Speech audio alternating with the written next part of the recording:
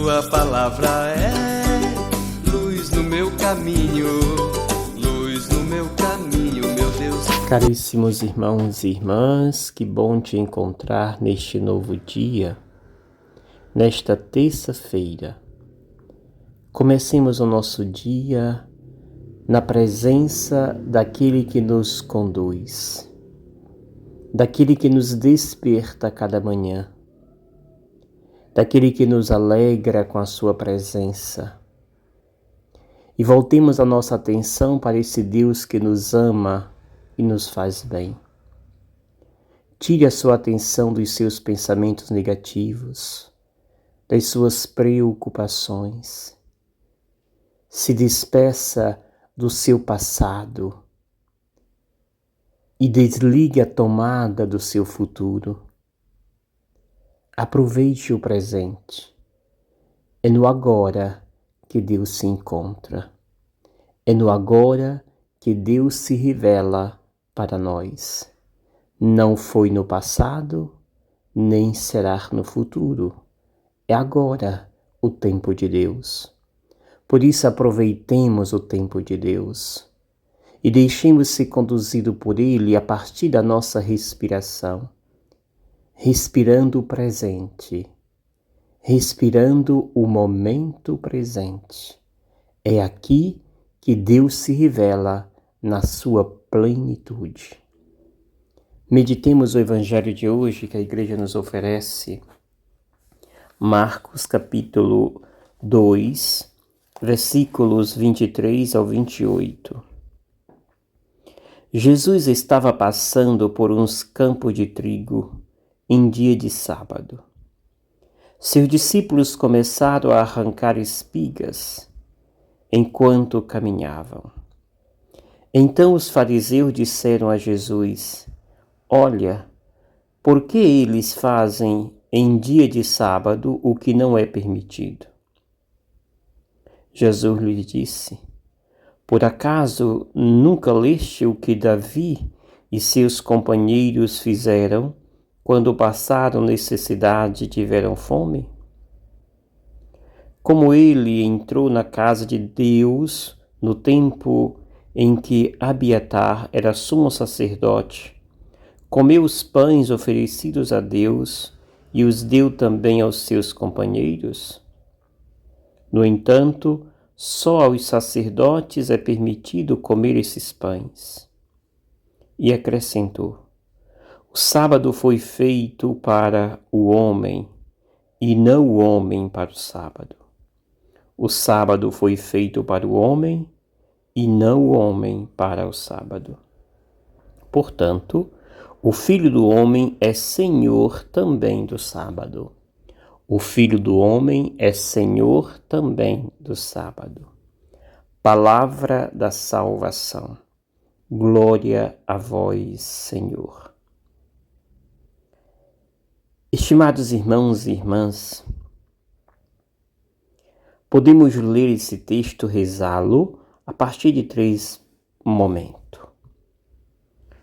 Este evangelho é continuação do evangelho de ontem. Estamos no capítulo 2 de Marcos. E aqui, mais uma vez, Jesus se depara com um questionamento que lhes é feito. E a primeira parte situa o tempo em que Jesus se encontra, o lugar em que ele, naquele momento, frequenta. Estava passando por uns campos de trigo. E o texto faz questão de enfatizar em dia de sábado. Caminhando naturalmente com seus discípulos, como fazia sempre, estava sempre a caminho. E eis que ali, como Jesus e seus discípulos são humanos, certamente a fome bateu.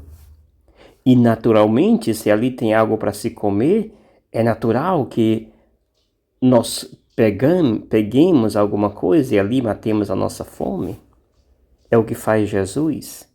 Encontra ali os seus discípulos, encontra ao alcance deles o trigo. Se estão com fome, naturalmente eles pegam o trigo e começam a comer. É a oportunidade que os puritanos encontram para condenar o gesto que os discípulos de Jesus fazem.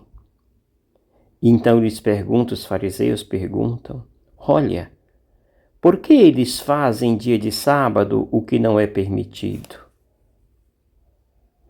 O sábado não proibia-se comer, podia comer. O sábado a lei proibia de se trabalhar. E eles não estavam trabalhando, estavam comendo. E o sábado não proibia comer. O jejum não era o sábado inteiro, tinha um momento de se fazer, digamos, entre aspas, quebrar aquele jejum. Portanto, eles não estavam incorrendo a lei. Mas o olhar puritano dos fariseus queria encontrar uma vírgula para condenar o texto inteiro. Infelizmente, nós temos muitos na igreja que querem encontrar um pequeno ponto, uma pequena vírgula, para condenar todo o contexto, toda uma celebração, toda uma comunidade. Isso não é concebível e não é aceito por Jesus e nem por quem tem fé. Então, o segundo momento do texto é quando então Jesus responde à pergunta dos fariseus, só que Jesus responde com uma outra pergunta, como é próprio dos judeus. Por acaso nunca leste o que Davi e seus companheiros fizeram quando passaram necessidade e tiveram fome? E se não lembra, Jesus vai lembrar. Como ele entrou na casa de Deus no tempo do rei em que Abiatar era sumo sacerdote. Comeu os pães oferecidos a Deus e deu também aos seus companheiros, pães este que era reservado aos sacerdotes. Eis que aqui Jesus mostra o próprio texto em que os judeus diziam conhecer e seguir. E aqui, Davi, quando sente necessidade, sente fome, ele come. Seus companheiros também comeram. E Jesus é maior do que Davi, diz as Sagradas Escrituras. Portanto, aqui Jesus já mostra a ignorância dos judeus e, ao mesmo tempo, a cegueira que eles tomaram, que eles estão contaminados. Caríssimos irmãos e irmãs, Jesus aqui condena isto que os judeus e os fariseus diziam condenar em Jesus. Ou seja, mostra a Jesus o desconhecimento total deles da própria sagrada palavra de Deus. E conclui com a terceira parte do texto e última, mostrando Jesus quem ele é. O sábado foi feito para o homem, não o homem para o sábado. Ou seja, não são as regalias, as norminhas do sábado que vai sacrificar o homem, que vai impedi-lo de viver, que vai impedir de saciar sua fome. E aí termina Jesus, o Filho do Homem é Senhor também do sábado. Ou seja, quem criou o sábado foi Deus. E eu sou Deus. E eu criei o sábado não para que o sábado me sacrificasse, me matasse, mas para que no sábado possamos viver e viver em plenitude. Caríssimos irmãos e irmãs, o convite que nos faz Jesus é que nós deixemos de viver escravo dos pequenos detalhes. Muitas vezes condenamos a pessoa por uma coisa tão pequena. E Jesus, ele condena o pecado, mas não condena a pessoa. Ele quer sempre salvar a pessoa. Este vai ser sempre o gesto do bom cristão. Peçamos a Deus para que tiremos a trave do nosso olho e nos preocupemos com o ciscozinho tão pequeno que há no olho do irmão. Que vivamos com muita fé e o Deus da esperança possa fazer com que sempre sejamos pessoas, homens e mulheres livres e possamos amar com compaixão o nosso irmão, o nosso semelhante, como fizera Jesus. Que o Senhor te abençoe, em nome do Pai, do Filho e do Espírito Santo. Amém. Gratidão. Obrigado, Senhor,